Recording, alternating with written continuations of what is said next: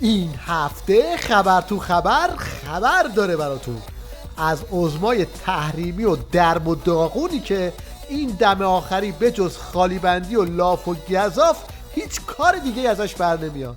20 سال قبل کجا؟ 30 سال قبل کجا؟ زمین تا آسمون تفاوت کرده پیشرفت‌های ما و قدرت اقدام ما و توانایی‌های گوناگون ما، چه از لحاظ سیاسی، چه از لحاظ نظامی، چه از لحاظ بخش‌های گوناگون اقتصادی کشور. این هم تصویری از ماشین نظام در مسیر پیشرفت‌ها.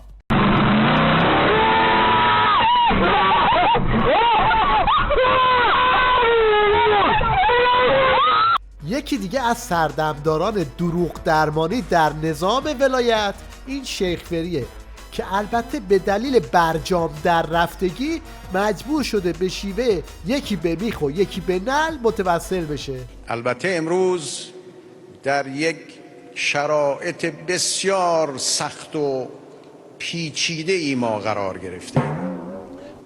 در ماه‌های اخیر احساس آن را داریم که مشکلات کاسته می شود، علی رغم اینکه همچنان فشار و رنج برای مردم وجود دارد. این وضعیتی که شیخ فری توصیفش کرد عوارضی رو با خودش داره که یه نمونهش رو در مداحیه این بابا ببینید. بر آمریکا تا چالدار دست دمی رفته بودیم زیارت، مرگ بر امریکا، خدای مستون، خدای میپرستون، تنبک و ایران رو به دست ما برسون، به دست ما برسون. حالا مرگ بر امریکا، ای قشنگتر از پریام تنها تو کوچه نریام، ای قشنگتر از پریام تنها تو کوچه نریام. حالا مرگ بر امریکا. تو روزایی که عظما به خاطر صنعت موشکیش حسابی زیر ضربه، این شلغم پوست نکنده رو آوردن تا با این هارت و پورت ها سر بسیجی ها رو شیره بماله. الان دنیا شده نوک پیکانش صنعت موشکی ایران، تمام کاراشونو ول کردن به صنعت موشکی ایران چسبیدن، به صنعت دفاعی ایران چسبیدن. این نشان از اون بصیرت مردم و رهبری فرزانه رهبر انقلابمون. البته بهتر فعلا صنعت موشکی رو اون هم در نوک پیکان دنیا بیخیال بشیم و استارت نیسان رو بچسبیم.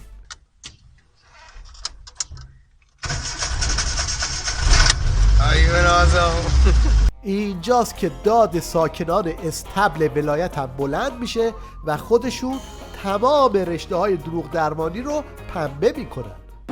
حال اقتصاد این روزها خوب نیست، بازار ارز آشفته است، بازار مسکن آشفته است، بازار خودرو افتضاح است. به کجا می رویم؟ ارگانهای نظارتی چه می کنن؟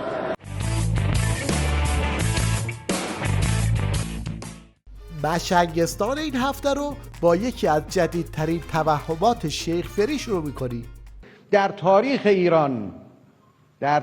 ایران بعد انقلاب، قبل انقلاب، امسال بالاترین صادرات نفت رو، بالاترین صادرات برق رو به کشورهای همسایه داریم. احتمالاً برق صادراتی شیخ فری هم مثل همین ادعاهاش آبکیه.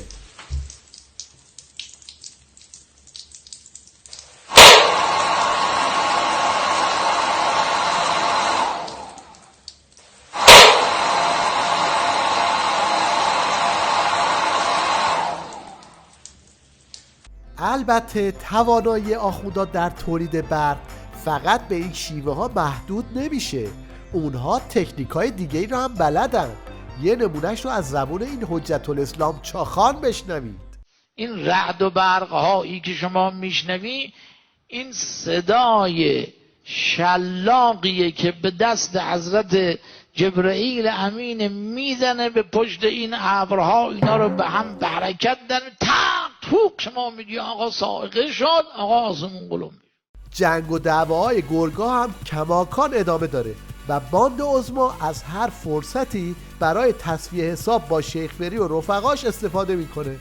آقا دنیا سند 20 رو پذیرفته، ما هم مجبوریم بپذیریم. شما غلط میکنید. آقا به ما امتیاز میدن، امتیازشون تو سرشون بخوره. این محاسبات رو باید قبل از پریدن به بالای دیوار برجام میکردید. الان دیگه خیلی دیره.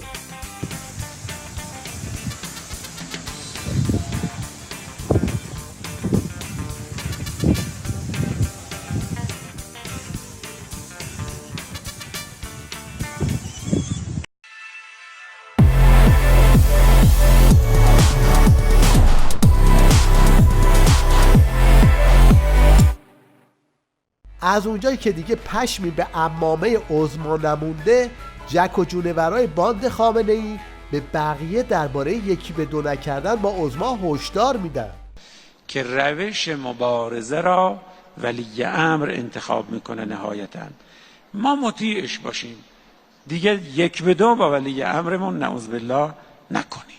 احتمالاً منظورش از یکی به دو کردن یه چیزی تو این مایه هاست.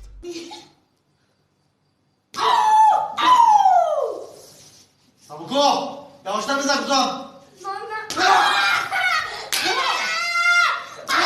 یواشتر بزن درست دست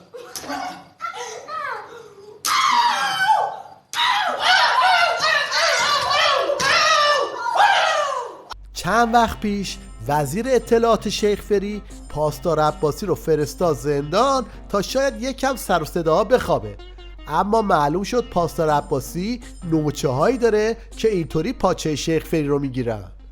آقای وزیر اطلاعات، آقای علوی، برادر گرامی، شما هیچ تخصص در عرصه اطلاعاتی نداری؟ خب چرا اومدی سکان این کاری دست گرفتی؟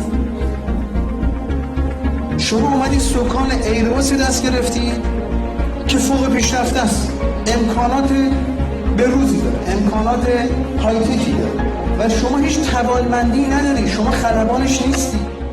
این جوجه بسیجی هم یکی از ریزخارای عظماست که کله کردن امام جمعه ها رو به رخ شیخ فری میکشه و اینجوری باند رقیب رو تهدید میکنه. ما 7-8 تا امام جمعه برای نسبت حاج آقای لواسانی بچه‌ها کله کردن شهرهای مختلف. امام جمعه‌ای که همراه نیست یا بعضن خیلی به ندرت همراه با مفسدین یا تقویمی، یعنی امام جمعه‌ای که همین که آقای رایفور فرمودن دیگه تقویم بخونه. خب بچه‌ها پا میشن دانشجوه، میگه این امام جمعه عوض شه و عوض میکنه. این اتفاق بزرگیه و من فکر می‌کنم دیگه به یه مرزی رسیدیم که دیگه راه دیگه ای نیست. یعنی شاکیم الان. یعنی الان این فریاد بلند شده که به قول استاد رایفور عزیز خدای بس دیگه، یعنی خدای خسته شدیم دیگه، الان اتفاق داره میفته و ما برای این بسته دیگه آلترناتیو داریم، یعنی جواب داریم. میگیم خدا این بسته، ما یه جریان جوون اجتماعی هستیم که حرف داریم و کشورمون رو دوست داریم. این هم تصویری از آلترناتیو ادعایی این بسیجی.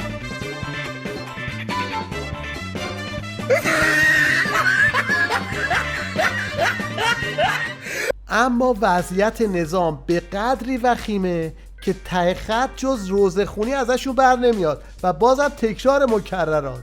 نفتکش از ما گرفتی، نفتکش پس میدهی، لنگری انداختی حالا که خوردی کنگرت، کشتی در تنگه هرمز به ترمز آمده، هر طرف دریاست میریزی چه خاکی بر سرت.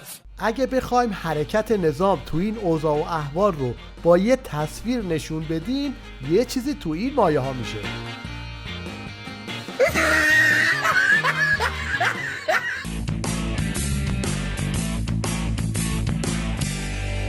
بعضیا سوالشون شده بود که دستاورد ظریف از سفر به کشورهای نوردیک چی بود؟ پاسخ رو در این گزارش تیوی ریش ببینید. یکی از خبرنگارانی که همراه با تیم وزیر امور خارجه کشورمان به سوئد رفته بود همانجا ماند و برنگشت. خب وقتی که همه سوار شدن گفتن که پس آقای فاضل کو، گفتش که بچه‌ها گفت به من گفتن که میره بیرون سیگار بکشه و برمیگرده و متاسفانه برنگشت. رفتن ایشون و این حرکت زشت ایشون به عنوان عضوی از هیئت ایرانی واقعا برای ما یه احساس بدی و تا آخر سفر همونطور که گفتم هی میگفتیم چرا این کار رو کرد.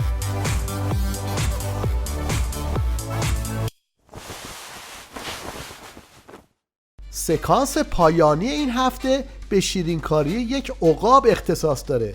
تصویر رو بدون هیچ شرحی ببینید.